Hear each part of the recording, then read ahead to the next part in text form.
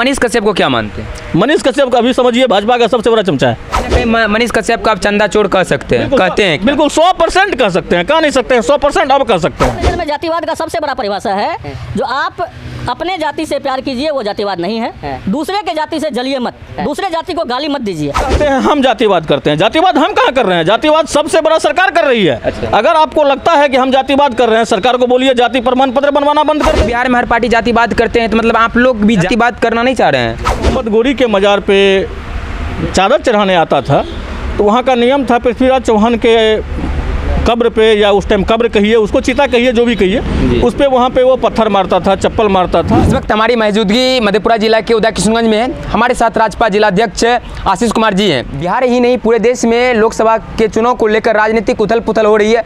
और बाद बाकी आज हम जो बोले राजपा, आप भाजपा मत समझिएगा, राजपा। आपने शायद नाम नहीं सुना होगा या सुना भी होगा, अगर नहीं सुना होगा तो आज हम इनसे जानने की कोशिश करेंगे। और आपको याद होगा कि मतलब उदा किशनगंज कुणाल मिश्रा पर करण का क्या मामला रहा, क्या कुछ है, इनसे भी हम जानने की कोशिश करेंगे।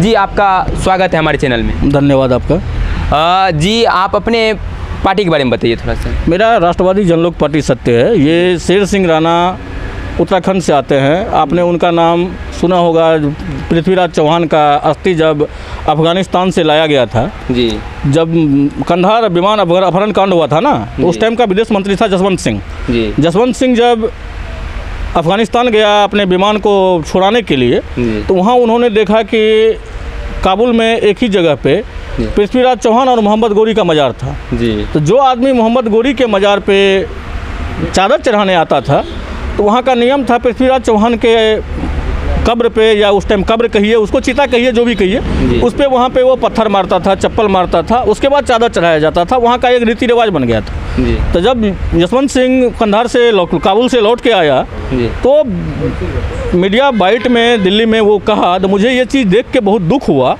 कि पृथ्वीराज चौहान के कब्र पे वहाँ पे पत्थर मारा जाता है, चप्पल मारा जाता है। ये चीज़ शेर सिंह राणा सुना, जो उस टाइम तिहाड़ जेल में बंद था जी। बहुत ही नाटकीय ढंग से फर्जी पासपोर्ट के द्वारा रांची बंगाल के रास्ते अफ़गानिस्तान होते हुए, पाकिस्तान होते हुए अफ़गानिस्तान गया, नेपाल के रास्ते गया। वहाँ से वो पृथ्वीराज चौहान का अस्थियाँ लाकर भारत सरकार को सुपुर्द करके फिर अपने आप को सरेंडर किया जी। तो शेर सिंह राणा हम लोग के लिए एक आदर्श हैं जी। कहे कि पृथ्वीराज चौहान एक जाति नहीं, देश का आदर्श है जी। देश का आदर्श का अगर कोई सम्मान किया और अपने जान पर खेल के उनके अस्थि को भारत सरकार को ला के दिया, तो ये गर्व की बात है जी। तो मैं अपने आप को गौरवान्वित महसूस करता हूँ कि मैं शेर सिंह राणा के पार्टी का जिला अध्यक्ष हूँ मधेपुरा का। आपका पार्टी का नाम राजपा है, राजपा का फुल फॉर्म क्या होता है? राष्ट्रवादी जनलोक पार्टी सत्य जी। आपके पार्टी का मुख्य उद्देश्य अभी क्या है? कि बिहार के किन किन लोकसभा से चुनाव लड़ रहे हैं आपके पार्टी? देखिए, चुनाव बाद की मैटर है। सबसे बहुत अच्छी सवाल आप किए हैं, उद्देश्य क्या है जी। उद्देश्य, आप एक चीज़ पे गौर किए होंगे जी, कि जितना भी राष्ट्रीय या राज्यीय पार्टी है जी, सभी पार्टी में आपको बहुत सारा प्रकोष्ठ देखने के लिए मिलेगा। अति पिछड़ा प्रकोष्ठ, ओबीसी प्रकोष्ठ, अल्पसंख्यक प्रकोष्ठ, मतलब हर जाति का प्रकोष्ठ आपको दिख जाएगा हर पार्टी में, चाहे वो भाजपा हो, जेडीयू हो, कांग्रेस हो, जो भी हो। आप सवर्ण प्रकोष्ठ किसी पार्टी में देखिए आपको दिखेगा, अच्छा। राजपूत प्रकोष्ठ किसी पार्टी में आपको दिखेगा, ब्राह्मण प्रकोष्ठ किसी पार्टी में आपको दिखेगा, अच्छा। नहीं दिखेगा। जेडीयू बनाया था सवर्ण प्रकोष्ठ, उसको भी बंद कर दिया गया। अच्छा। जेडीयू बनाया, जेडीयू को भी लगा जो ये सवर्ण प्रकोष्ठ से उनको कुछ दिक्कत होने वाला है, तो उनको बंद कर दिया। तो हम लोग ये चाहते हैं कि अगर आप हर जाति का एक प्रकोष्ठ बनाए हुए हैं, हर जाति का कल्याण विभाग बनाए हुए हैं, तो आखिर सवर्णों का कल्याण विभाग क्यों नहीं बनेगा जी। आखिर सवर्ण इस देश में अभी अगर आप देखिए गौर से उठा करके, तो जो आज़ादी के बाद सवर्णों का आर्थिक स्थिति था वो अभी नहीं है जी। अभी आप देखिएगा 60% सवर्ण आबादी, 70% सवर्ण आबादी ऐसा हो गया है जो मजदूरी पे निर्भर करता है।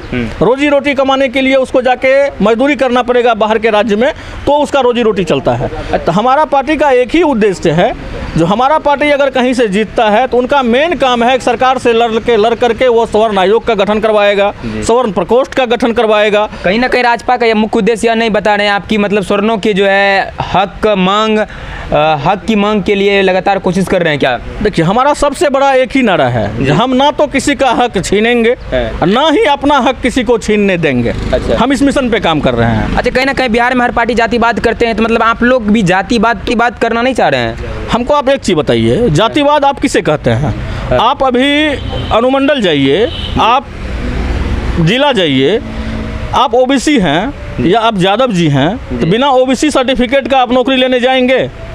आप राम जी हैं तो बिना SC ST सर्टिफिकेट का आप जाएंगे? नहीं। आप कहते हैं हम जातिवाद करते हैं। जातिवाद हम कहाँ कर रहे हैं? जातिवाद सबसे बड़ा सरकार कर रही है। अच्छा। अगर आपको लगता है कि हम जातिवाद कर रहे हैं, सरकार को बोलिए जाति प्रमाण पत्र बनवाना बंद कर दे। अच्छा। अगर जाति प्रमाण पत्र बनाना बंद हो जाए, जाति ऑलरेडी जातिवाद खत्म हो जाएगा। कहाँ है जातिवाद? जातिवाद हम नहीं कर रहे हैं। अभी आप देखिए, बिहार में लोकसभा चुनाव हो रहा है, आप पत्रकार हैं, हर जगह घूमते हैं, आप नज़र उठा के देखिए, जमुई किसका सीट है? जी, समस्तीपुर किसका सीट है? रिजर्वेशन सीट है। हाजीपुर किसका सीट है? रिजर्वेशन सीट है। क्यों? ये जातिवाद नहीं है। हम जो कर रहे हैं वो जातिवाद है। सरकार जो कर रही है वो क्या है? अच्छा, आपके नज़र में जातिवाद का परिभाषा क्या है? मेरे नज़र में जातिवाद का सबसे बड़ा परिभाषा है, जो आप अपने जाति से प्यार कीजिए वो जातिवाद नहीं है। दूसरे के जाति से जलिए मत, दूसरे जाति को गाली मत दीजिए। दूसरे जाति को, यहाँ क्या है, आप देखे होंगे सोशल मीडिया पे कुछ चिरकुट नेता अपने आप को समझता है हम नेता बन रहे हैं, जब उसका कोई अस्तित्व नहीं है। वो देखिएगा, जब माइक पकड़ेगा, कैमरा पकड़ेगा, राजपूत को गाली देगा, बाभन को गाली देगा, यादव को गाली देगा, और गाली दे के वो कहता है हम फलना जाति को गाली दे रहे हैं। सबसे बड़ा जातिवाद वो है। अच्छा, कहीं ना कहीं मनीष कश्यप को तो आप से मतलब मनीष कश्यप एक स्वर्ण समाज से आते थे और पत्रकारिता करते करते आज बीजेपी को ज्वाइन कर गए, वो उनके लिए बहुत सारे सवाल उठते हैं।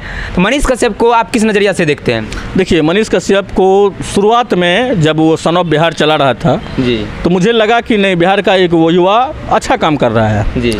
पत्रकारिता के क्षेत्र में ज़मीनी हकीकत लोगों को बहुत जानकारी नहीं था। और सही बात पूछिए तो मनीष कश्यप के बाद बहुत सारे युवाओं को वो प्रेरित किया माइक और कैमरा लेके अपना पोर्टल न्यूज़ चलाने के लिए। ये सच्चाई है कि कहीं से कोई दो राय नहीं है जी। लेकिन सबसे बड़ी बात है कि मनीष कश्यप को लगा जो हम जेल गए तो अब हम मुख्यमंत्री बन जाएंगे। अच्छा, उसके दिमाग में ये सेट हो गया, अब हम जेल गए, जेल से निकले तो हम मुख्यमंत्री बन जाएंगे। वो पार्टी ज्वाइन कर लिया, भाजपा ज्वाइन कर लिया, या मान लीजिए बहुत कोशिश किया था दूसरा पार्टी में भी जाए, चंपारण से टिकट मिल जाए। जब कहीं से टिकट नहीं मिला तो अंत में मनोज तिवारी उसको ज्वाइन करवाया। तो अब मनीष कश्यप को आप पहले वाला मनीष कश्यप नहीं कह सकते हैं। मनीष कश्यप अपने स्वार्थ के राजनीति में गया। मनीष कश्यप, आपको पता होगा कुछ दिन पहले एक चंदा हुआ था, एक बच्चा छोटा, अयांश कांड की बात कर रहा हूँ मैं। एक चंदा हुआ था, उसमें कितना चंदा कलेक्शन किया गया? मतलब क्या आज तक उसका 7 करोड़ में 16 करोड़ में उसका कोई एक इंजेक्शन अमेरिका से आना था, उसमें क्या कलेक्शन हुआ नहीं हुआ, इसका जानकारी आज तक दोबारा किसी को दिया गया है? नहीं दिया गया। आखिर कितना पैसा आया, कहाँ गया पैसा? वो कहीं ना कहीं मनीष कश्यप का आप चंदा चोर कह सकते हैं, कहते हैं? बिल्कुल 100% कह सकते हैं, कह नहीं सकते हैं, 100% अब कह सकते हैं। क्योंकि अपना एक इमेज बना करके पहले अपना एक इमेज क्रिएट किया जो हम बिहार का बेटा है, अपने आप का नाम भी दिया सन ऑफ बिहार, दिखाया कि हम बिहार के लिए लड़ रहे हैं। फिर अपने आप को ये दिखा दिया कि हम एक पार्टी में घुस गए, हम राजनीति कर रहे हैं, हमको लोकसभा लड़ना है, हमको राज्यसभा में जाना है, विधायक बनना है। तो जहाँ राजनीति हो जाएगा आप तब तक ही आवाज़ उठा पाइएगा समाज के लिए, जब तक आप वोट का राजनीति नहीं कर रहे हैं। जिस दिन आपको ये लगेगा कि हम वोट का राजनीति कर रहे हैं तो आप बहुत कुछ बोलने से आपको बचना पड़ेगा। किसी को आप डायरेक्ट टारगेट नहीं कर पाइएगा। आपको होगा हम अगर विकास जी को टारगेट करेंगे तो हमको अंकित वोट नहीं देगा जी। तो वोट का राजनीति करने वाले का कोई अस्तित्व है ही नहीं। आज के डेट में राजनीति सिर्फ रह गया है चमचों के लिए, चाटुकार के लिए। अच्छा, आप मनीष कश्यप को क्या मानते हैं? मनीष कश्यप का अभी समझिए भाजपा का सबसे बड़ा चमचा है। मनीष कश्यप भाजपा का सबसे बड़ा चमचा है। लेकिन कुछ लोग बताते हैं कि मनीष कश्यप एक अच्छे नेता बनेंगे और आने वाले समय में बिहार के मुख्यमंत्री बनेंगे। समझे, ये तो आगे भाग्य बताएगा। मैं कमेंट करना नहीं चाहूँगा, नाम लेके मैं कमेंट करना नहीं चाहूँगा, क्योंकि जिस आदमी के पे मैं कह रहा हूँ मैं भी उनको अच्छे से मानता हूँ। कुछ दिन पहले आपको याद होगा 2014 के चुनाव में पूर्ण रूप से मोदी लहर चल रहा था जी। मोदी लहर में भी एक चेहरा था जो जीत करके सांसद पहुंचा था अपने मधेपुरा से, ठीक है जी। 15 के बाद उनको भी लगा कि हम भी बिहार का मुख्यमंत्री बन जाएंगे। आज कहाँ है वो खुद देख लीजिए। अच्छा, आज कहाँ है खुद देखिए। तो कुछ दिन के बाद यही हाल होने वाला है मनीष कश्यप का। कुछ पूछने वाला कोई नहीं रहेगा पूरा बिहार में। राजनीतिक बात तो